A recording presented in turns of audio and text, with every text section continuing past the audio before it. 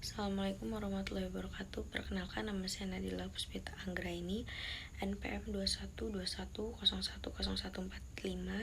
Di sini saya akan menjelaskan materi dari kelompok 9, yaitu tentang hukum Islam dan perubahan sosial. Pengertian hukum Islam dan perubahan sosial. Hukum Islam, Al-Quran, dan literatur hukum Islam sama sekali tidak menyebutkan kata hukum Islam sebagai salah satu istilah. Yang ada di dalam Al-Quran, kata syariah, fikih, hukum Allah, dan yang seakar dengannya. Istilah hukum Islam merupakan terjemahan dari Islamic law dalam literatur barat.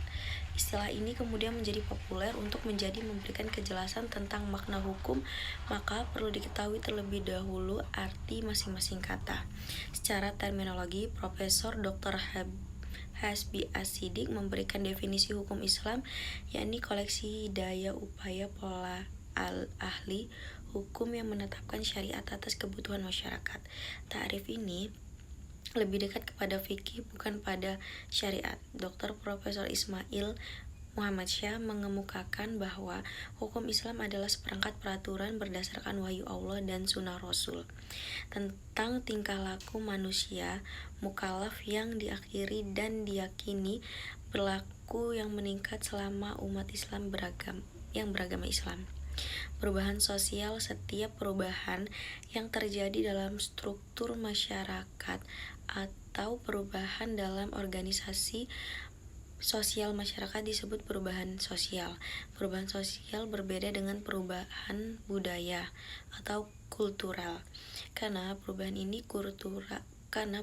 kultural ini mengarah kepada perubahan dalam kebudayaan masyarakat agar dapat membuat hipotesa dan ramalan-ramalan yang tepat.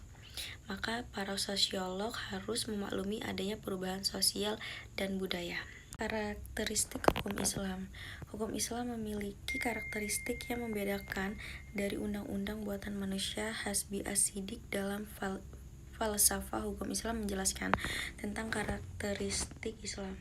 Dari uraian Hasbi tersebut dapat digarisbawahi bahwa hukum Islam itu memiliki ciri khas kemanusiaan, akhlak, dan alami.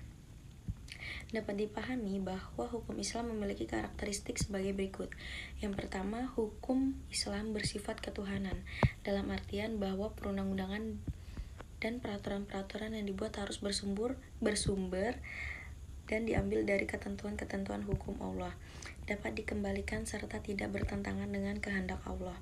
Oleh karena itu, semua perundang-undangan Islam harus berfokus atau berasal dari Allah. Yang kedua, hukum Islam bersifat universal.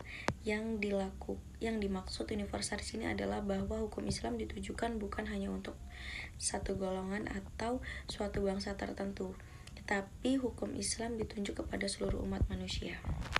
3. Hukum Islam bersifat kemanusiaan, bersifat insaniyah atau kemanusiaan. Insaniyah di sini dimaksudnya adalah bahwa seluruh perundang-undangan Islam dan cabang-cabang hukum yang ditetapkan sangat memperhatikan hal ikhtiar manusia, memperhatikan segala urusan, melindungi sesuatu yang pertalian dengan manusia. Yang keempat, hukum Islam dilandaskan moral, sebab pada hakikatnya inti ajaran Islam adalah mengadakan bimbingan bagi kehidupan mental dan jiwa manusia, dan dalam bidang inilah terletak esensi manusia. Sikap mental dan kehidupan jiwa itu yang menentukan bentuk kehidupan lahir seseorang. Yang kelima, hukum Islam bersifat teratur. Maksudnya adalah semua bagian-bagian dari masing-masing bekerja dan berjalan dengan teratur. Eksistensi hukum Islam dan perubahan sosial. Dalam perjalanan sejarahnya, hukum Islam merupakan suatu kekuatan yang dinamis dan kreatif. Hal ini dapat dilihat dari instruksi Rasulullah SAW kepada para sahabat dalam menghadapi realitas sonologis umat pada waktu itu. Tetapi dalam melakukan ijtihad, para sahabat tidak mengalami problem metodologis apapun, karena apabila mendapatkan kesulitan dalam menyimpulkan hukum, maka dapat langsung menanyakan kepada Nabi. Namun setelah Rasulullah SAW wafat, masalah-masalah baru dimulai banyak yang bermunculan. Ragam kasus yang muncul pada periode kepemimpinan khalifah mulai berkembang, seperti hukum keluarga, hukum transaksi, dan juga hukum terkaitan dengan kepentingan umum. seperti hak-hak dasar manusia, hak untuk mendapatkan kemerdekaan, dan hukum yang berkaitan dengan kehidupan bernegara.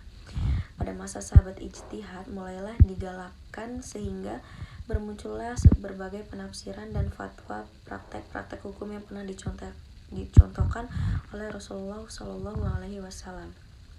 Bukan saja dianggap sebagai suatu potisan hukum seorang hakim di peradilan, tetapi juga sebagai petunjuk dalam memecahkan persoalan-persoalan dengan contoh yang pernah diberikan Rasul di bidang fatwa setelah siap dan mampu menghadapi persoalan-persoalan baru yang mereka pecahkan dengan cara menggalakkan ijtihad. Kesimpulan, agama Islam memainkan peran dalam kehidupan pribadi dan masyarakat.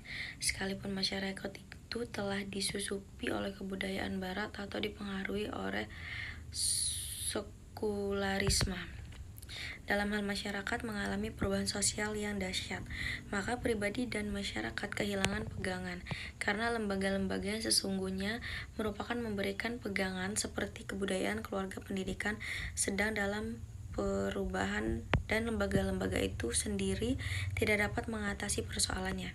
Hukum Islam dengan berbagai kelebihan yang dimiliki dapat eksis dalam perubahan sosial dengan prinsip-prinsip dasar yang melekat padanya, sehingga mampu merespon segala kebutuhan sosial yang terjadi. Hukum Islam dengan segala keunggulannya merupakan aturan Tuhan yang bertujuan memberikan kebaikan dan kemudahan kepada umat manusia. Walaupun hukum Islam didasarkan pada wahyu, tetapi tidak menutup kemungkinan diperlukan adanya interpretasi atau kontekstualisasi dari ketentuan nas yang ada. Dengan demikian, ijtihad sebagai keniscayaan. Cukup sekian materi dari kelompok 9. Terima kasih. Wassalamualaikum warahmatullahi wabarakatuh.